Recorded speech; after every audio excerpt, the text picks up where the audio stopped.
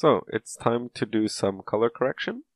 Let's just make a new curves layer, and let's just adjust the contrast maybe slightly.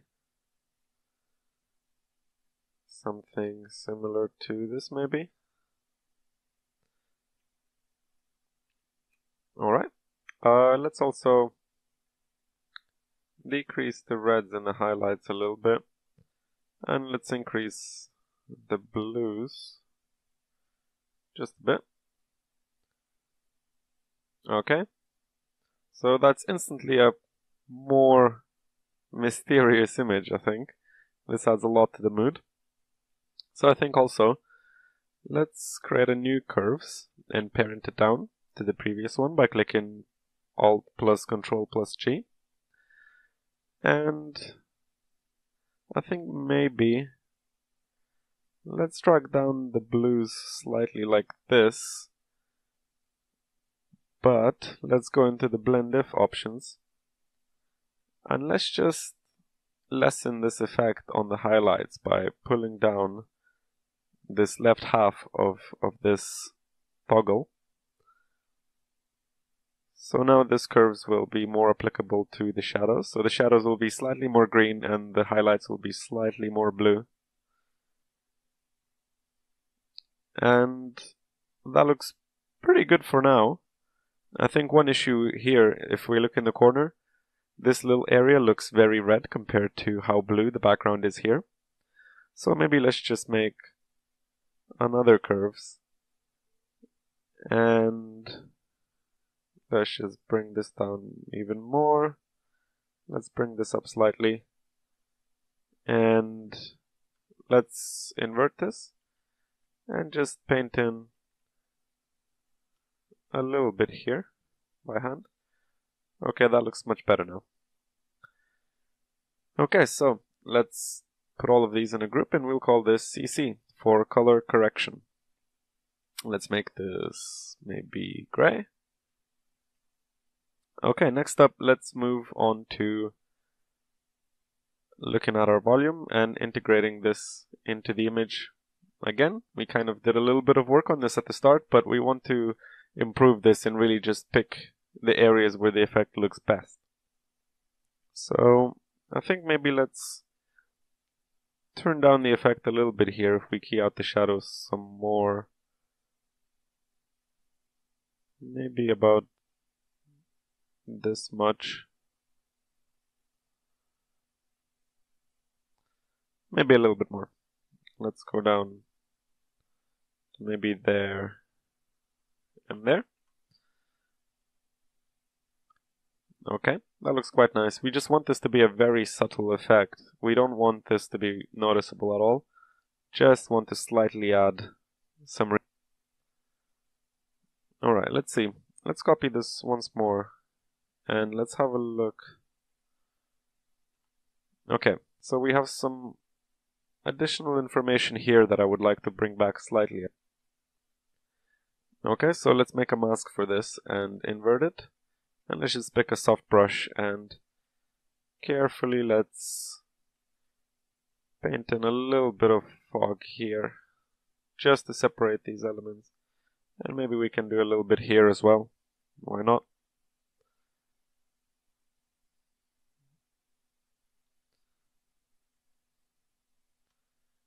Okay. That's quite nice. I think we can also try to paint in a little bit extra here. Okay, so let's just group this and call it volume. We'll make this orange. So you see how with these layers I'm kind of being very selective, and even though the render has a lot more information, I'm just keeping the best parts, and that is sort of the advantage of doing a lot of this compositing later on yourself in matte painting, because you can pick and choose the best areas of every render pass and really have full final control over the image. You don't have to commit to any of these decisions early on and re-render everything in 3D every time you make a change. You know, we can do this much quicker this way. Alright, so I think one last thing we could quickly do in terms of just slight adjustments here is maybe let us select all of our trees, and let's go into channels again, and let's just select red for trees. Okay, and here maybe I think here let's create a curves layer, and let's just brighten these trees a little bit. They were all going quite dark, and I think we can bring back a little bit of light just to make them look slightly more natural, I think. Okay? So this will do for now in terms of the color correction. Let's move on to adding some waterfalls in order to add some extra life into the scene. So I've brought in some images of waterfalls. Here I've got some images from the internet, and I also have some photos that I have shot myself here.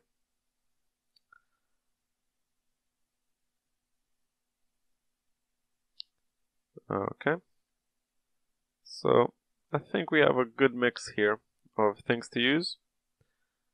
Maybe let's just grab this one first. This is from Iceland, but it will do just as well in our tropical environment, I think. So let's grab this, copy it, and let's go back to our project.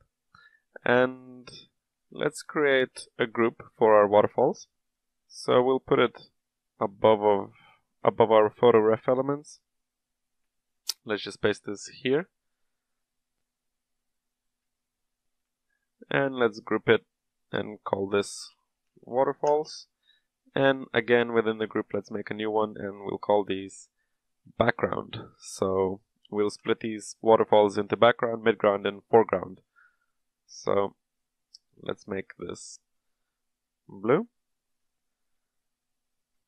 And let's shrink this down a bit to maybe this size for now.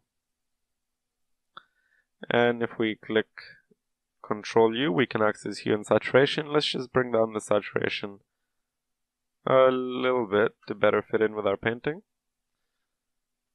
Let's duplicate this and keep a copy for later. And this one, let's shrink down a bit more. And let's go into blending options, and again, let's key out the shadows. So this is a very useful trick. I'm sure by now you've come to appreciate that. So we have this, and let's just start working from the background towards the foreground. So first, let's maybe add a little bit of something here on this far background building. If I just adjust the perspective slightly, it should help. Okay, maybe let's put that there, and it can be blocked off with this piece of geometry, I think, if I mask that. Okay, that's quite cool. And actually, let's take our background group, and again, let us grab our Z depth, and if I make a mask and apply the image, which you go to image, apply image to do. I have made a keyboard shortcut for myself because I do this quite a lot. So yeah, on my Photoshop I have changed it to Shift Control plus A. So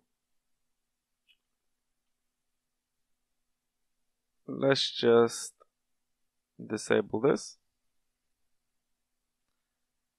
And here, let's go to curves and make it so that this tower is black, but behind it everything is white.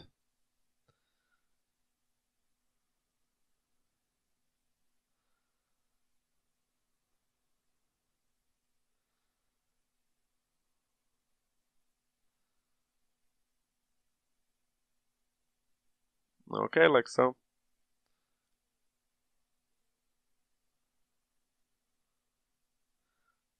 Alright, cool.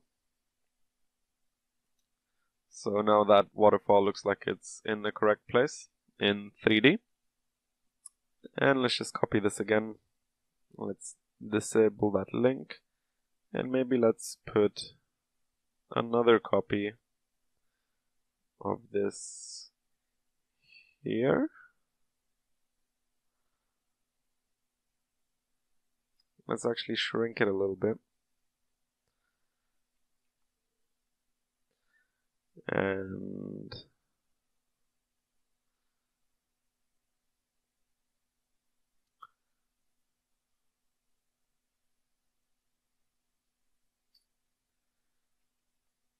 let's maybe shrink it sideways a bit more.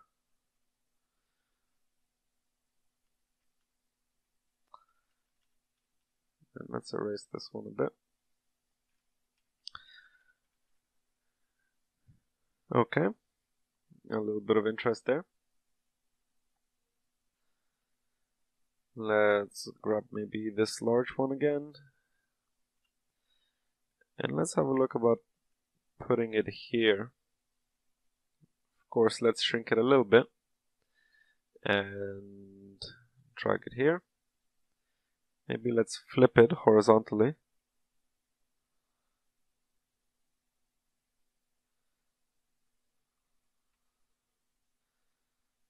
And let's have a look.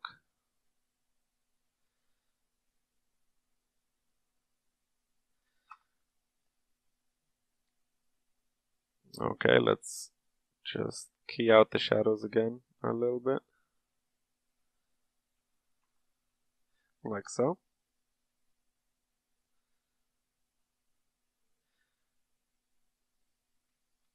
And let's just paint this in slightly. Like so. Okay, maybe let's even, if we just select the clone stamp tool and select current layer for the sample, we can copy a little bit of itself into this gap maybe.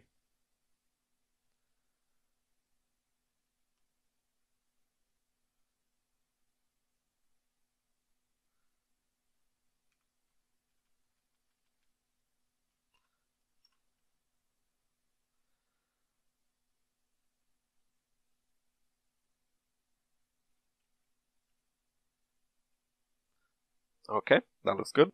And let's just add some additional smaller details in this area. And see, I'm so far just reusing this one waterfall, so no one is going to notice that these elements are identical because there is so much detail that is just practically invisible at this stage.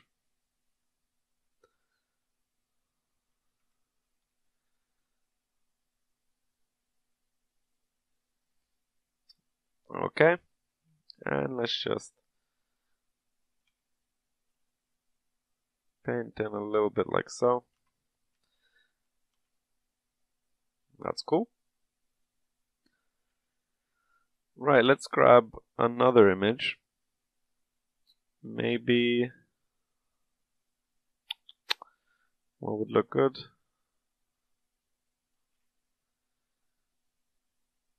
Yeah, alright, let's go with this. And let's just copy the whole waterfall. Okay. And let's go to this layer. And let's paste it. And let's just, again, key out the shadows. Perfect. Let's make a copy. And here, let's shrink this down.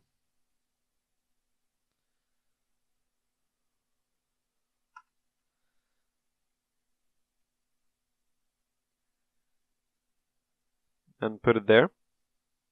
That's a nice look. It looks like the waterfall is cascading off of the layers of and the floors of the building, so it's quite a nice effect.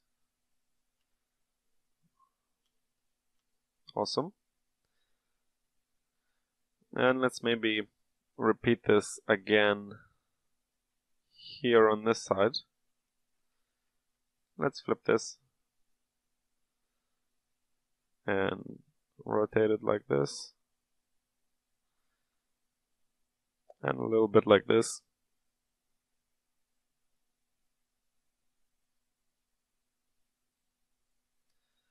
Let's shrink it down. And here we can, I think, make it look like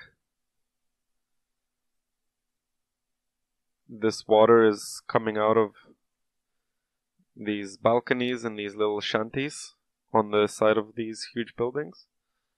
I think just maybe as like a little story idea, you know, maybe it's like sewage system or something, or something else, I'm not sure. Drainage.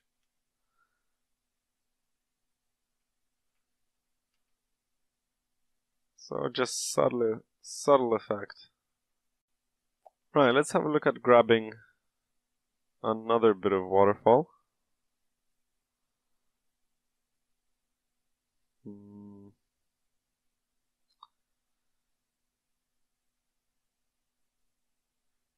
Maybe let's go with this. We'll just grab everything here, like so, and copy that, and bring this back again.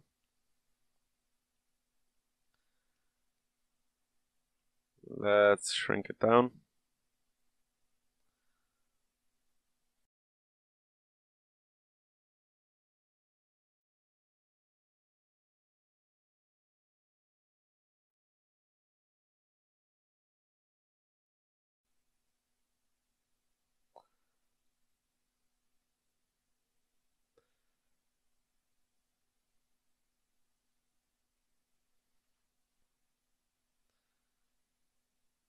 A little bit more, and maybe let's put it here. If I rotate this and maybe desaturate a bit, it looks a little bit too blue.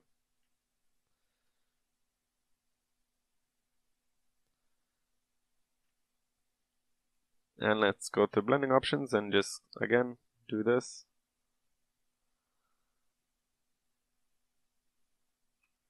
Awesome.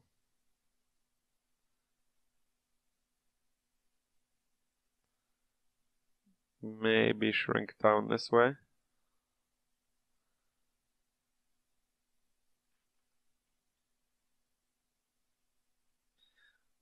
Okay, and let's just paint it in slightly again.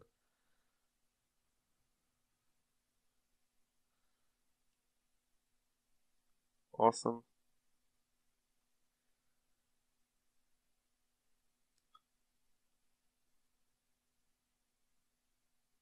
Let's have a look. Maybe let's use this previous layer again, just a little bit more.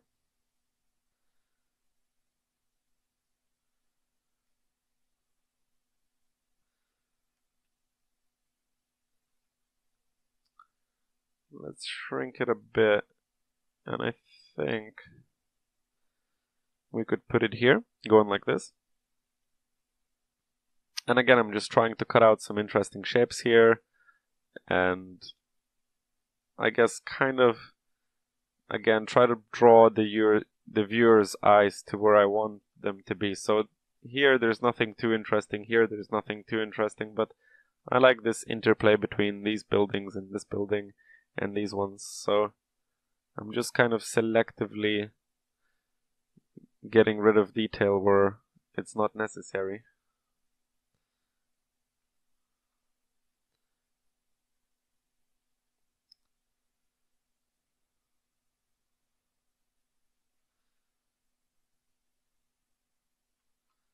I think here in the background we could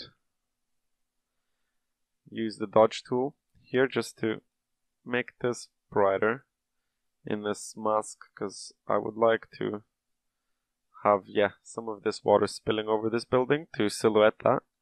So now here we have just a nice little silhouette of this building, and it's quite appealing. Okay, so let's move that this way. It's quite... In fact, let's see, maybe we can make it a little bit darker. If I first create a new layer and then merge this down so that the blending options will merge down. Let's see if I can use curves to slightly darken this. And let's have slightly less blue in the highlights. Okay. Alright, that's looking quite good already.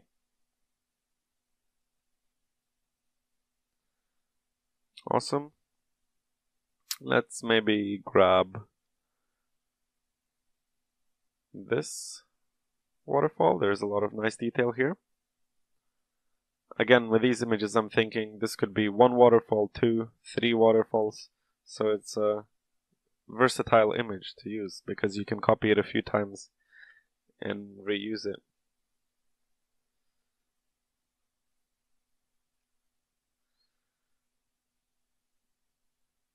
So, about that big.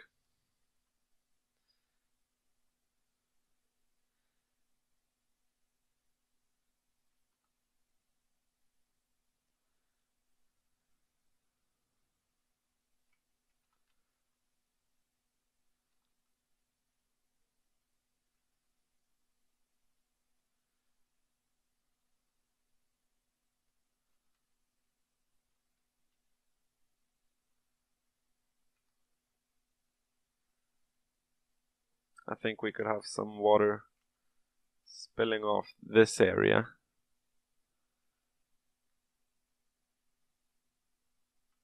Alright, if we also take this top and then skew it this way, it looks slightly more like the water is coming down over the top. And then we can use the dodge tool, set to highlights again, to just brighten this edge to make it look like it's catching some light. So that's quite nice. Let's just copy this and bring this up here. And now let's mask it. And here we can draw in another little waterfall so it looks like it's going down, sideways down. Okay. Let's use this again.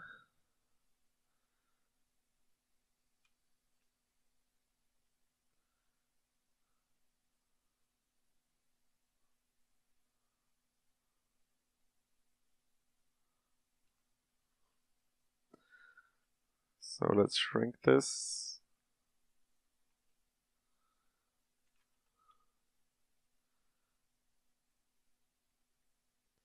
And let's put it here, maybe.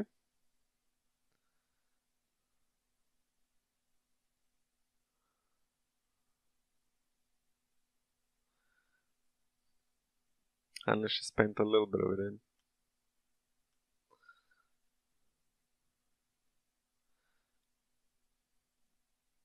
I think if we feather our lasso tool here and just select this chunk.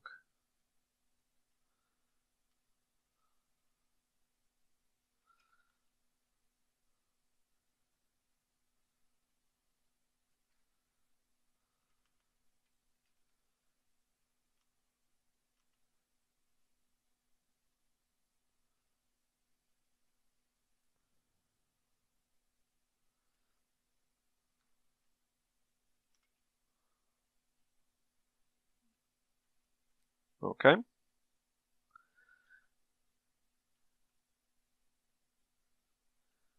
And one last image. Maybe this.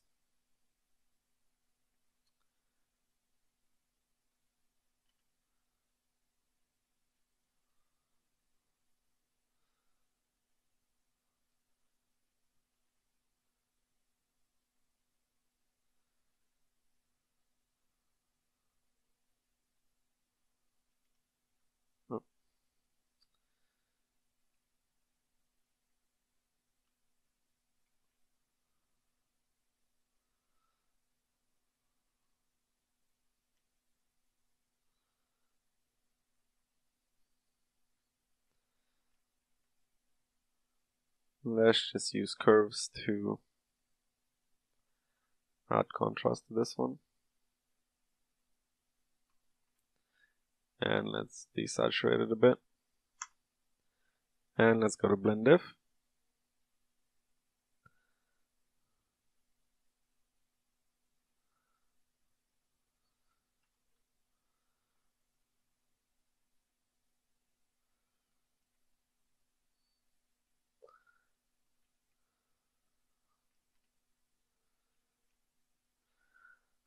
And let's just put it in this corner.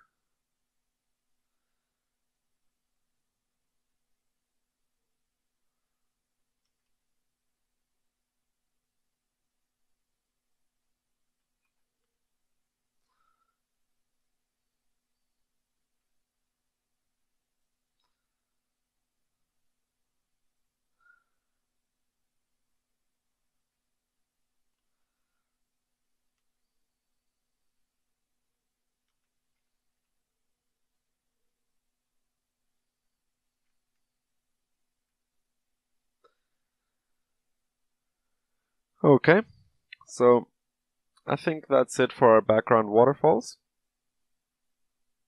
So with all of these, my goal was to add some life to the image, make it look like it's moving. Even though it's a still image, when you have moving objects, it makes it look much more believable and lived in and lively. So here, I've got rid of a lot of this repetition of just buildings and kind of only kept the interesting silhouettes and got rid of the rest. I think it's good to get rid of these kind of unnecessary details sometimes and just really control your layout where you scattered millions of objects, but you are the master of it and you kind of have to let go of parts that aren't helping. Okay. In the next video, let's continue with waterfalls. We will start doing the midground waterfalls as well as some in the foreground.